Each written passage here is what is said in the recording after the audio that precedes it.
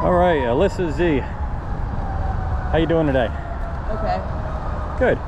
Can you tell us a little about yourself? How old you are? I'm 33 years old. From South Philly. A drug addict. I'm homeless in Camden. Trying to survive out here day by day. What brought you out here? I lost my mom. I was clean. And I relapsed. Lost my way. Okay. Well, you have the building blocks already. You know what it takes to get clean then, right? Because you've already been through it. Yes, I do. How long ago was that? It was June of last year. June of last year? And you're still working through the mourning process? Yes. Okay. I'm sorry to hear that. It's got to be tragic to lose someone like that. I'm sorry. I'm very sorry. So do you have a community that you hang out with? Yeah, certain people, I try to stay to myself, stay away from trouble. Okay. But a certain few, yes. Okay, good. Stick together, try to help each other out. Okay.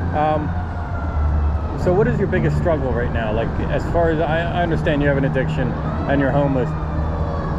What is the biggest struggle being a homeless addict at this point? My depression, my anxiety, Depression and anxiety? Okay. Today, do you have any interest in getting clean? Like, if someone were to sweep you off your feet and say, listen, here's a golden opportunity to get clean today, are you ready? Yes. Just fear holds me back. I've heard that quite a few times.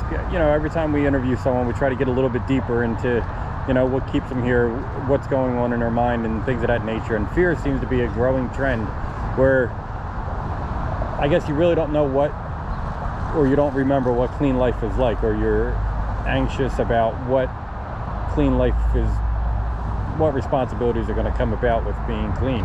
Is that basically what you're saying? Yeah, life comes and hits you like a ton of bricks, and I'm the type of person that runs from stress and pain. I don't know how to deal with life on life's terms, and that's how I ended up here. Okay. Well, I guess you could take a tiny bit of comfort in knowing that like 99% of everyone else is able to handle that stress.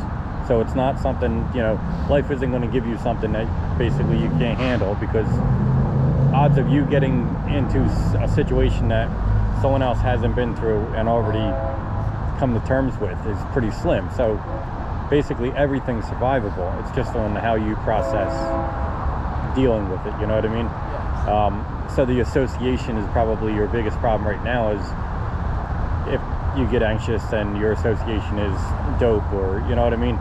And that's the cycle that has to get broken at this point. And I guess your fear is, if you break that association, what do you do with the anxiety now? You don't have that escape. Exactly. So Escape from reality, Right, but the escape is so short-lived, right? It is, but that's why you keep chasing it and chasing it, I mean, that first high is I guess outstanding, is the first time. the first time's the best, and I guess you're always trying to get to that point again, right? Yes. And your brain has you convinced that, hey, this time it's going to be just like the first time, Yeah. right? Is that basically what it is? Yeah, even though I know that's probably never going to happen. So how do you get to the point where you convince yourself that this next time is not going to be anything different than the time before it? I'm basically already convinced. I already know. I'm just waiting on a miracle. Well, you're the Waiting miracle. for You're your own miracle, right? No one's going to be able to do this for you but you. And I'm not here to consult you, or you know what I mean. I'm not your I'm not your life coach or anything. It's just we've been doing this quite a while, and that's what we see is no one's going to be able to do it for you. You have to do it for yourself. And really, no one under the bridge here is going to do it for you. No one in the no one out here is going to be able to do it for you besides you. We make ourselves available to try to help you guys out. We give you guys clothes and food and stuff, try to raise morale just ever so slightly. And we also have a PO box that you guys can use.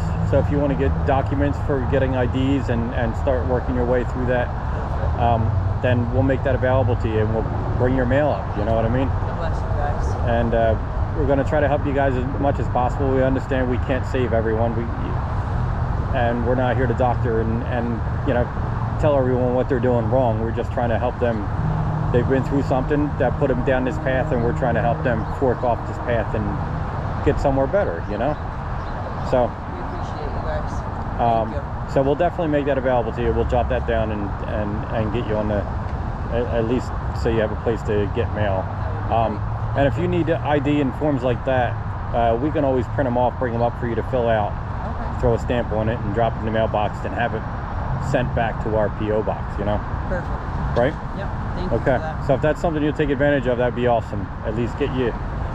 So that's one less excuse, you know what I mean? That's the thing with addiction is you're always like, well, I can't do this because of this, and I can't do that because of this. And if you start working your way through some of those problems, and you run out of excuses, and you say, you know what, I'm just gonna have to do it at this point. I've run out of excuses, you know. So so that's I think that's about all I have for you today. Okay. I appreciate your time.